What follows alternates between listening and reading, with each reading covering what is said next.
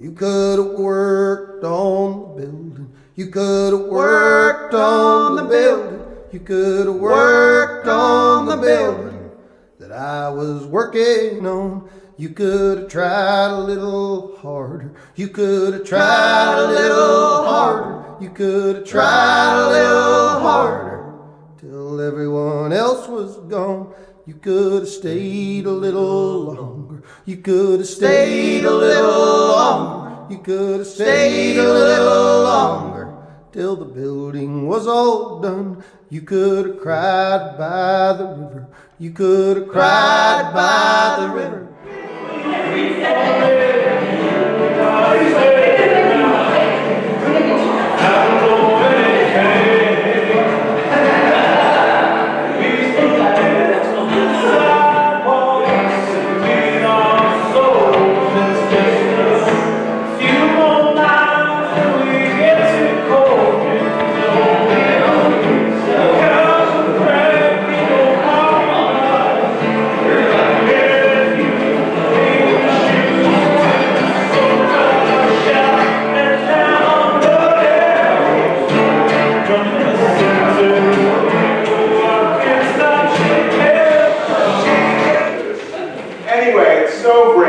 So great that everybody's here today, and we're going to have a few people speak and share some music, and I've been asked to boss people around, though I was specifically disinvited from asking to boss the entire event around, which is probably good for everybody else's sanity, if not mine.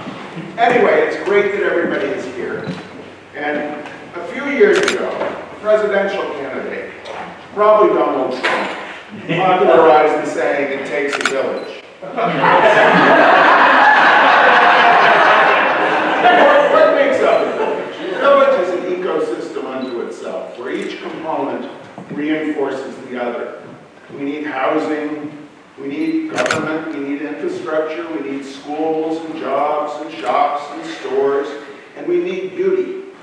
And Ray Massucco helped bring us all of that, especially for many of us here, the beauty. We're lucky here in the Greater Falls area to have a pretty strong beauty component to our literal and figurative village. But make no mistake, between losing Ray, Bill Lockwood, and Gary Smith, the cultural ecosystem around here has taken a pretty bad hit these last few months. When I first started putting on concerts at 51 Square in Bellows Falls in 1999, my first and most enthusiastic volunteer was a hippie named Ray. I had never been a big fan of hippies because as a child in Perkinsville, I had to milk their goats when they went back home. But I quickly grew to appreciate Ray's boundless good humor and enthusiasm, and I really grew to appreciate him when I learned he was actually a lawyer. A very good one. One who would provide legal services at an absurdly discounted rate if he thought that what you were doing was good and interesting and helped make Bellows Falls a better place to live. I worked with Ray on a lot of stuff. The Fred Eaglesmith Weekend, which morphed into Roots on the River, which Ray took over after I decided I'd had enough. I will never forget the moment I decided I had enough too. And yesterday, with the Bellows Falls Festival, when the downpour started, I was remembering. One year it would be 95 degrees, and everyone would say, "Why don't you have Italian ices?" So to make sure you got the Italian ice truck for the next year. The next year was 45 degrees. But I decided I'd had enough the moment I was watching the small children sliding through the mud puddles, through the rotten hay that we had laid down to try to keep people from slipping in the mud puddles. All right, done that. I worked with Ray on setting up the farmers market, promoting concerts at the Opera House, the Rockingham Meeting House. How he helped me sort through ideas, good and bad. He was town moderator, village attorney, and the joy he derived from that, from his family, and from the long history of the Massuccos in Bellows Falls. It was said to me that when Pilgrims stepped off the Mayflower, there was a Massucco. Ray loved being the center of attention. The tip on that is shrinking violets don't wear stilts. And yes, there was a certain point during almost every legal conference, as Ray entered into his second or third detailed, albeit very interesting, anecdote, that you'd start wondering if this was one of those discounted Ray projects, or if you were paying full freight of what happened when he fell down a cooling tower during the building of Vermont Yankee. But you know, and I know, that Ray was one of the good ones. He gave blood. He gave so much blood. He loved his brother. He loved his family. He loved his kids. How alive he was. How alive he remains in so much that he has fostered and nurtured and given voice to. Look around you. Look who's here. People from every facet of Ray's life. Not to mention the musicians. Ray would be particularly stoked by the presence of the musicians who have traveled from all over New England, as far away as Nashville and Ontario. I was going to insert the Smoky Land to our north, but anyway, it's Quebec's fault. To honor their friend. How happy Ray is, because you know he's here, looking down either from the pulpit above us or the balcony, smiling that smile, giving it his all. We're lucky to have known him. We're lucky that he still lives with us, and in the rejuvenation now so evident in his beloved village of Bellows Falls. Let's give thanks, and let's join together today in celebrating a life superbly lived. I'd now like to invite up here Judy Massucco.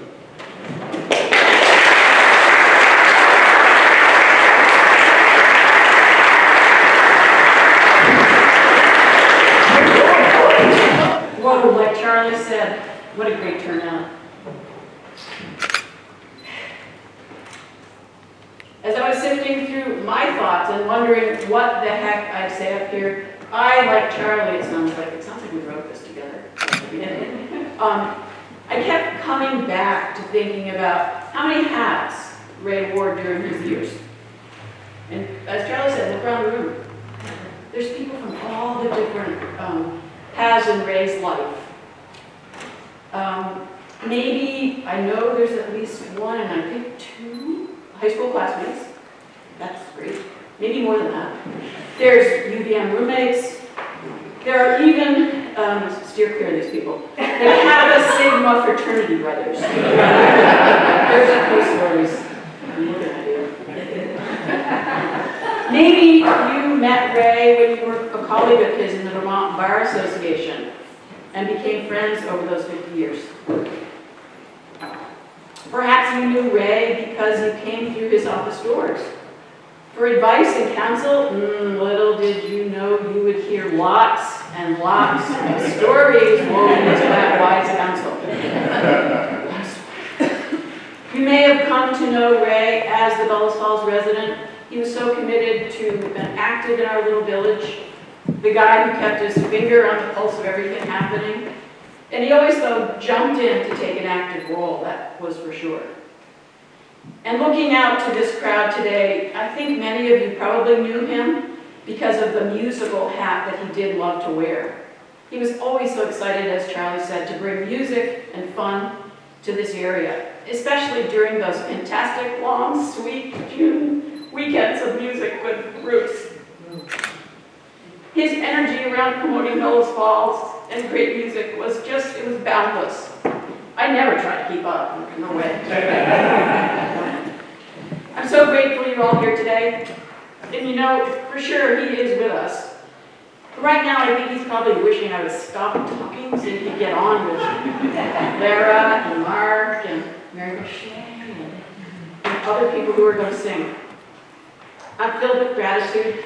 I want to give that enormous shout out and thanks to Ray's Roots family for all they've done, worked hard on pulling this together.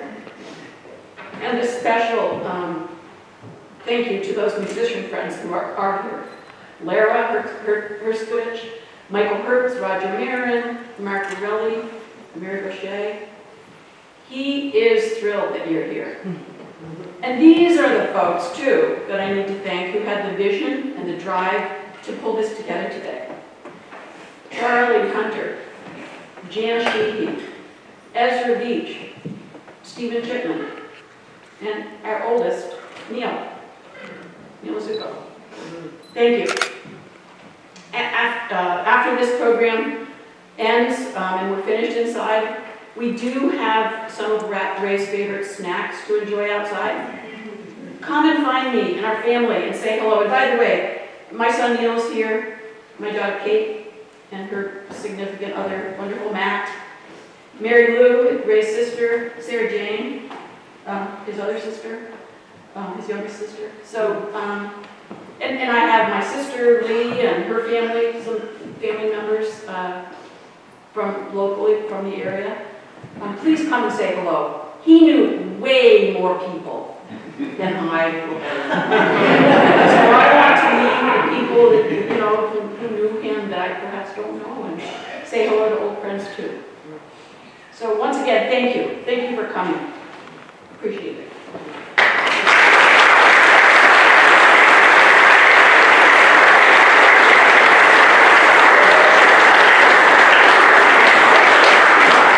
The next person who is going to speak today is a UVM classmate of Ray's, the estimable blacksmith extraordinaire, Mr. Gardner Smith. Mr. Gardner Smith, to the stage.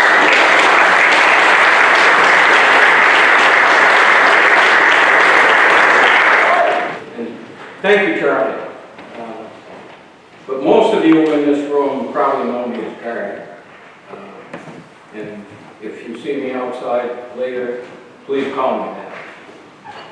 Now, I'm not going to stand up here and tell you about all the superlatives that could be attached to Ray.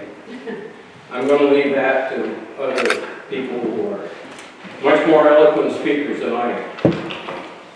But I am going to give you a little quiz today. And feel free to shout out the answer if you know it. Okay, it's only 3 questions. Who was a roommate before Ginny? That was me. Ray and I roomed together at Kappa Sig fraternity our senior year at UVM. And from UVM, we just continued a great friendship throughout all the years. Enough said there. And number 2, who had to drive his father's brand new Ford Fairlane convertible? Now it was yellow, bright yellow with black trim. Home. He had to drive it home with 2 gaping bullet holes in the hood. You did. No, that was right. Now, if any of you knew Larry, his dad, you would have thought Larry might have been a little bit upset. And rightfully so. But Ray, being the wise individual he was, waited till just the right time when Dr. Massucco and his best friend Dr. Powers had just enough libation before he fessed up to the bullet hole one. And it worked. Larry actually had a good laugh about it.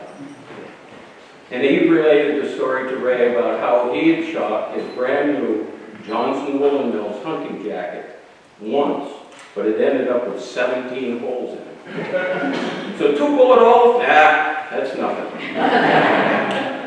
Now for your final question. Who's the only person in this room to have bailed Ray out of jail? Whoa. That would be me. So it happened in our senior year at UVM, and Ray and our fellow frat brother, Brian Haskell, went out for a couple of brews down Church Street. And when they were walking near Church Street, They were arrested for, I believe back then it was called drunk and disorderly. Anyway, they ended up in the Chittenden County Jail that night. And needless to say, it was a very long night for Ray. But early the next morning, he was allowed his one phone call. Yep, that was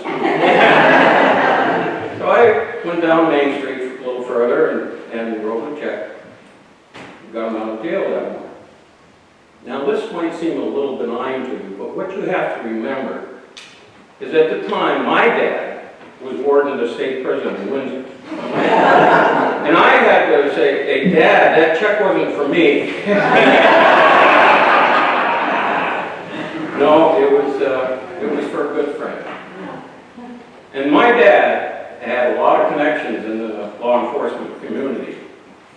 And I'm sure that he had my story thoroughly checked out.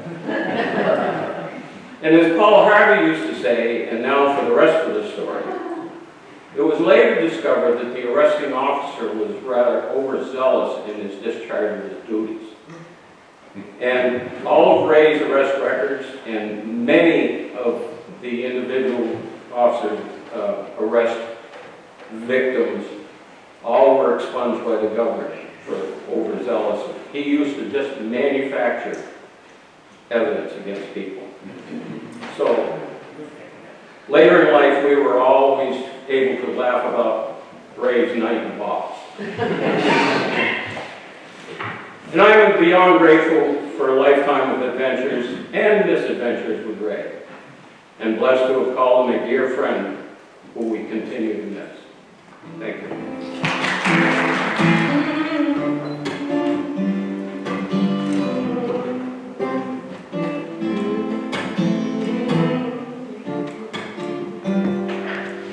Midnight parking lot turns up. We are in a paper cup, shooting satellite. You say this night will change our luck.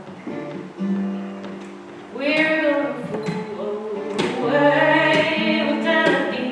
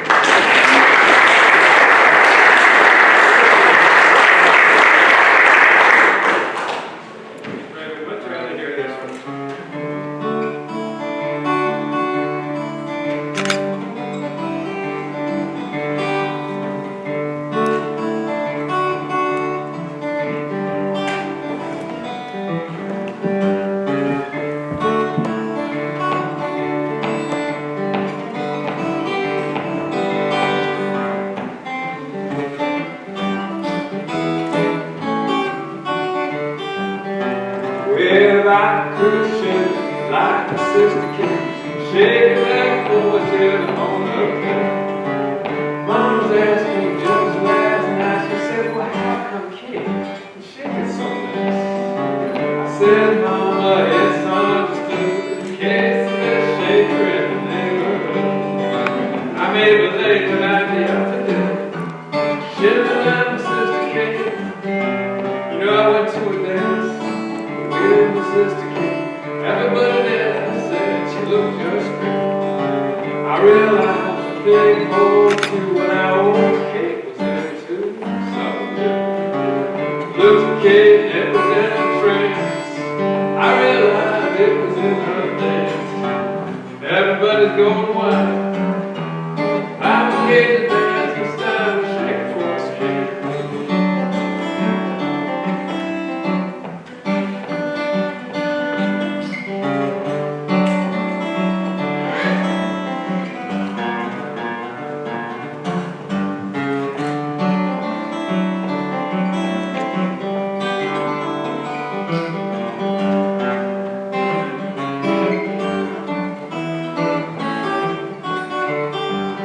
Yeah, I could make it regular Kate. I wouldn't stay home but way too late. Get myself hot as a cat. Well, you know I do it now, every night. All the boys in the neighborhood, they know Kate shakes and they know it's good. When you're coming through that open gate, no one but the Kate. Yeah, I could shiver like shake it like a bull till the morning of day. Mama's asking just last night, she says, well, how come all the boys treat Kate so nice? Said, Mama, it's understood, Kate's the best shaker in the world. I made a late, but I got today. Shiver like my sister Kate, don't let my brother. Shake it like my sister Kate, there ain't no other can shiver like my sister.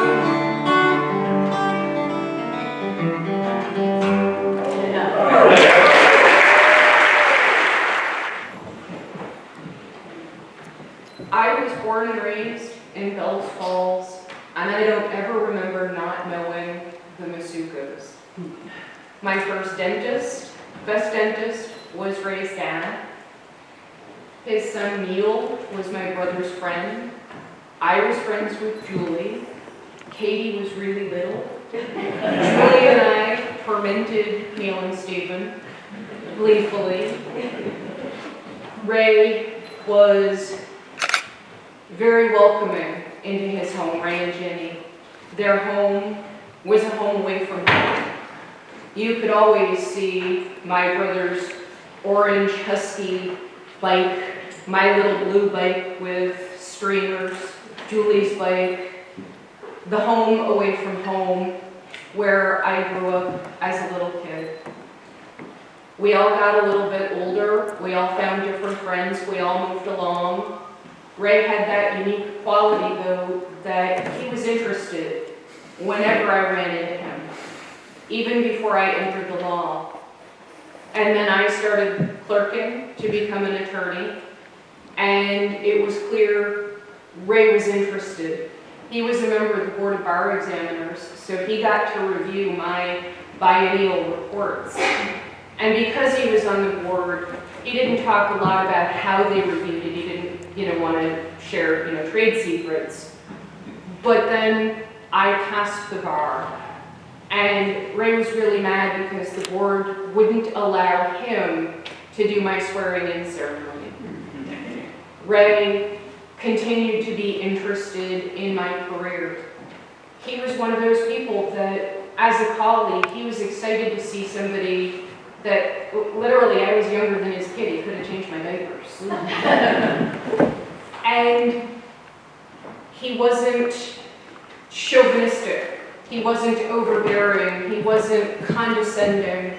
He was an enthusiastic supporter of those coming up in the ranks. And I felt that every time I ran into him. He was always proud of his kids.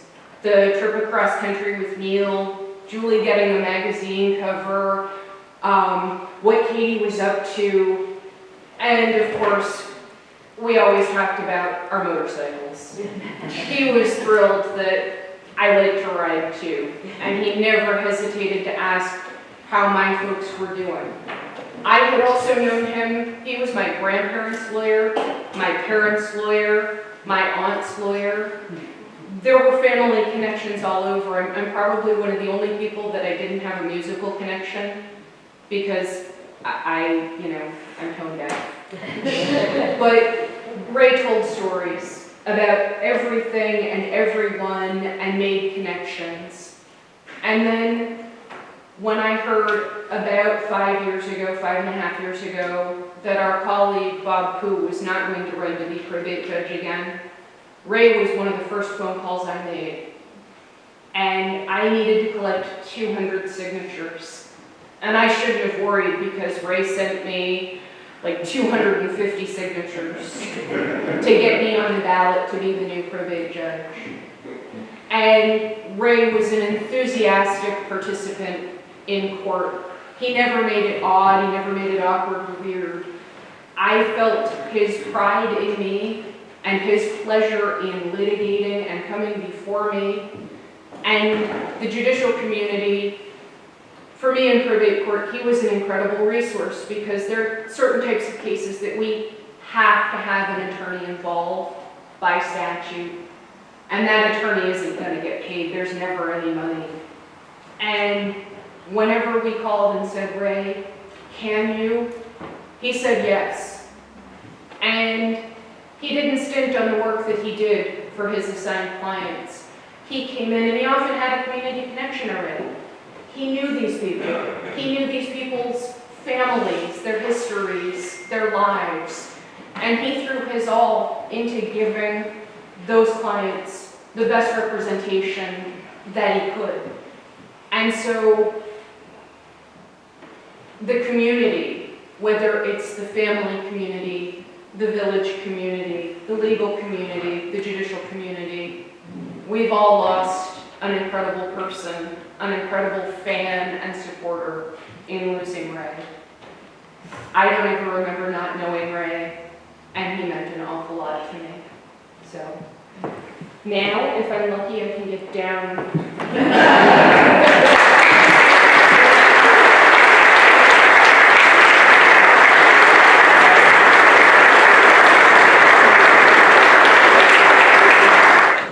Roger is the only musician who was going for a perfect record of playing every single Roots on the River, from the Fred Eaglesmith weekend through the final one, and then I believe your dad passed, is that right? Yes, sir. And so Roger wasn't there for the 2019 one, but someone who Ray just loved and who certainly saw the full trajectory of Roots on the River. Roger's just an integral part, and it's so moving to me that Roger and Matt Keene, who was in Roger's band and Fred's band now and again, for years, came down from, with their beloveds, came down from Ontario. So, Mr. Roger. It was really nice to be here, and I really appreciate you guys inviting me.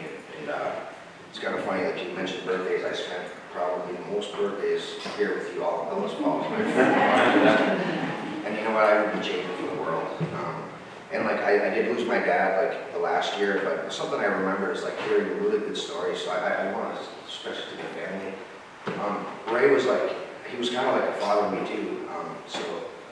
This means so much to me because I would always have like questions to ask, and I thought he was such a smart guy, and he'd always give me great advice. So I just want to thank you guys too for having me a part of his life, and I appreciate it.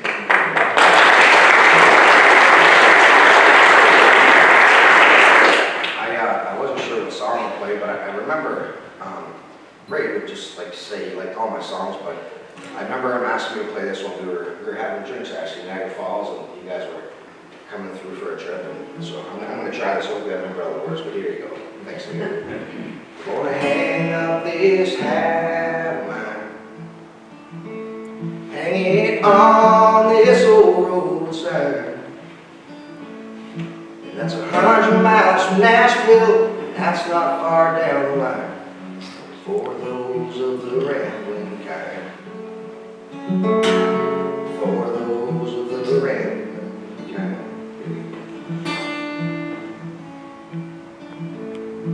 Gonna kick off these worn out shoes. Gonna drive away these rambling blues.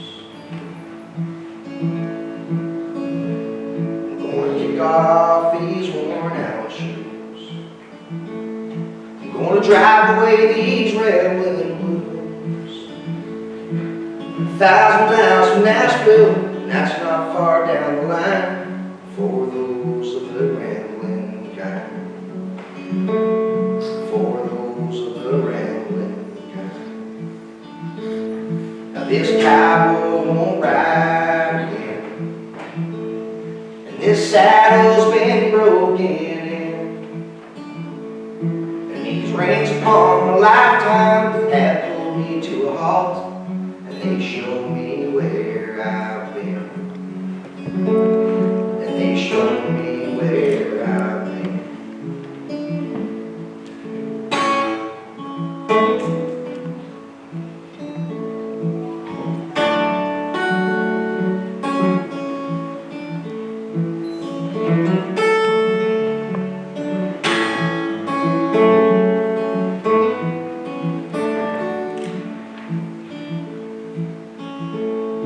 Gonna hang up this hat of mine, hang it on this old roadside. That's 100 miles from Nashville, and that's not far down the line for those of the rambling kind.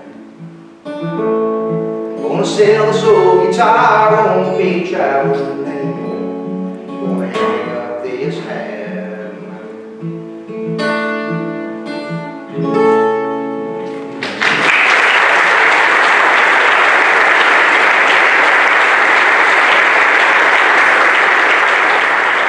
That's the perfect choice for today. So, thanks so much for having me. It's called Northern Star.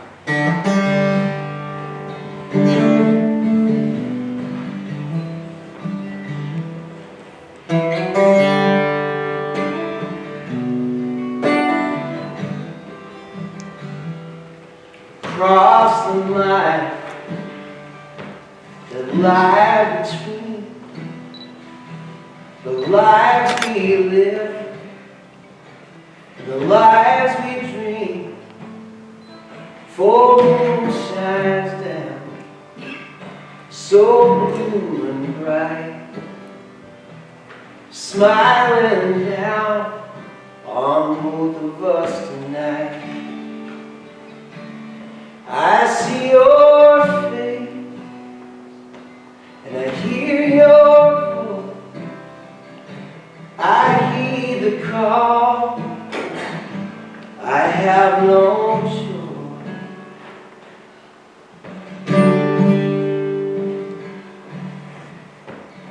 I'm the northern star, you're the southern cross. We are never alone.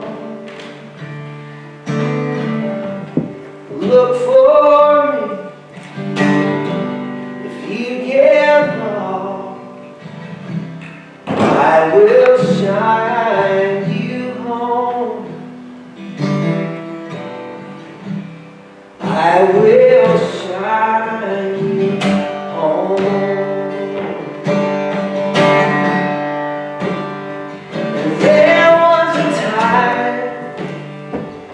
Not long ago, when I wouldn't run as fast and far as I could go, but I won't be afraid this time around. There's too much at stake to turn back now. I'm the northern star, you're the southern cross. We are never alone.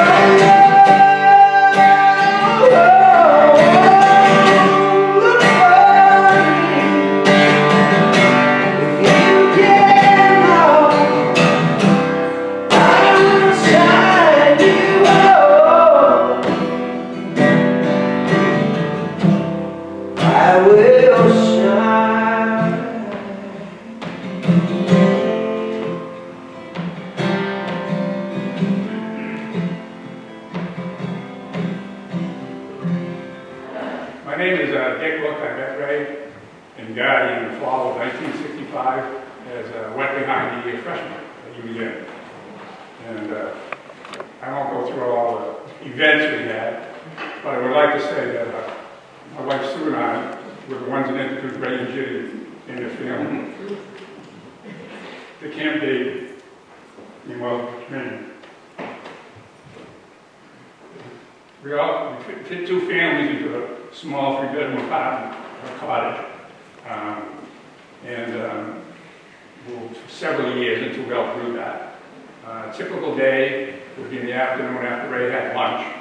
He'd walk over to the beach, fall asleep on his back, and just get rather sunburned. And Ginny, or Miss Milton Bradley, would take the kids on the blanket and beat their pants off in Uno and Billboard. And one of the highlights of the year was the annual photo on the steps going up to the upper deck. And if you looked at it in sequence, you can see how the families grew in age. I prefer to look at the other way because then I just get younger. But before you had to split up because of growth in families and all, we used to have the annual taco night at Wells Beach. And I wasn't into the taco shells, so I invented this pita taco. We cut the pita bread and I had them in pouches. But every year, Ray seemed to go on and be able to set a new Wells Beach record for individual taco consumption. And we were talking last night trying to figure out where his record ended. We think somewhere between, individually in one sitting, between 12 and 18 tacos. But we're not sure. But anyway, we had a lot of events with Ray, a lot of opportunities. Sue and I live in Castleton, and about 100 yards from the Amtrak train. And at 12:45 every afternoon, it goes by, and it brings back such memories. About 2 trips to New York City, where we saw it come from away and then Hamilton. And so at 12:45, I basically paused and think about it. He was a very dear friend to me. One year he said to me, "I have a surprise for you," and I said, "Ooh." And it was that he brought my beloved friend and classmate, Chris Whitley, to Roots on the River. That was just a tremendous weekend for all of us that knew Chris. Many, many things about Ray that I loved. He always said to me, "You are exactly like your mother." And best compliment ever. He knew I loved Bruce Springsteen. Every year on my birthday, he would post 16 to 20 videos of Bruce because he knew that's what I loved.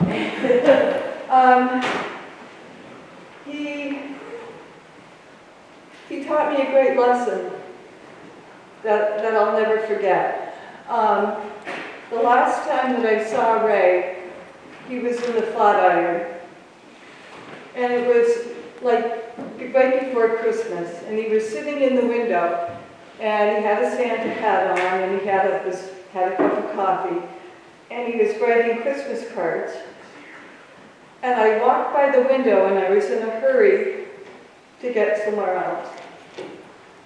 And I stopped for a minute, and I turned around, and I went back in, and I pulled up a chair, and I had a cup of coffee with my friend Ray. Lesson learned: turn around, take the time, enjoy your friends, enjoy this life, because that's what he would have wanted. So thank you, Ray, for being my friend and everyone's friend here.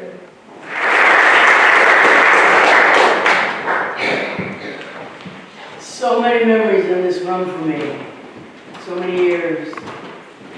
I remember the first time so clearly Charlie brought me in here, and I opened the meeting house show for Fred and the band. And the highest honor that had ever happened to me was after I finished playing, Fred said to one of the guys, "Buy everything she's got."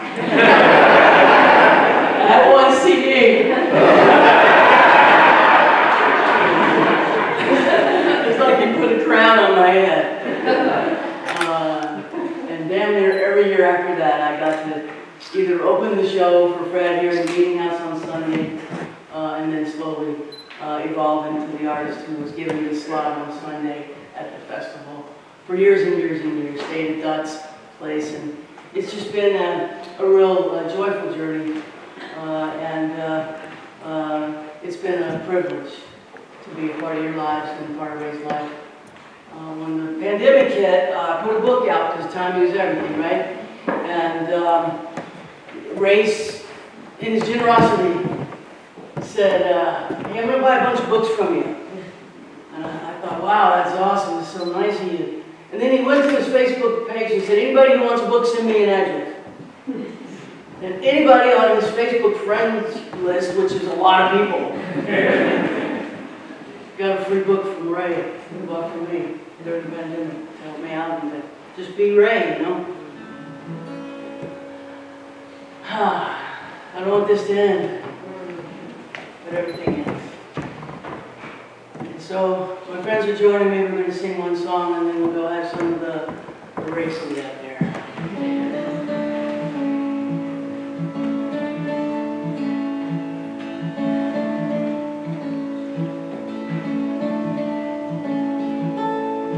My father sure could use a little mercy now.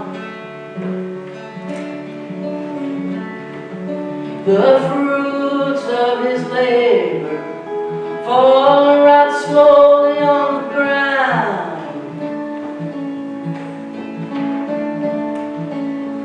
His work is almost over, won't be long, he won't be around.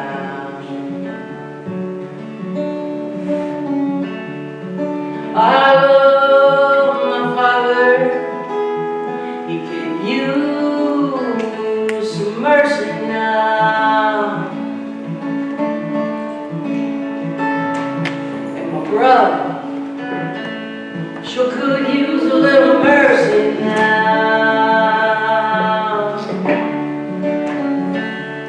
He's a stranger to freedom, shackled to his fear and doubt.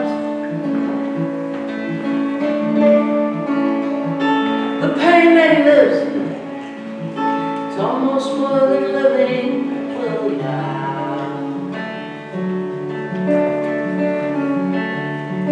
I love my brother, he could use some mercy now. My church and my country, they could use a little mercy now.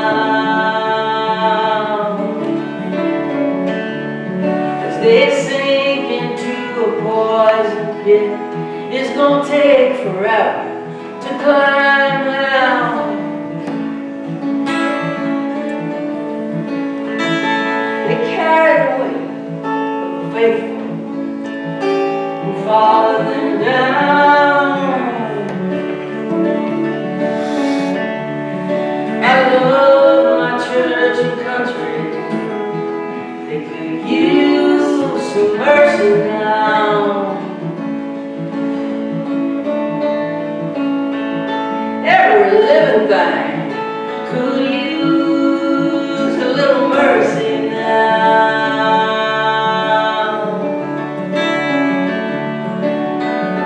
Only the hand of grace can rise towards another mushroom cloud.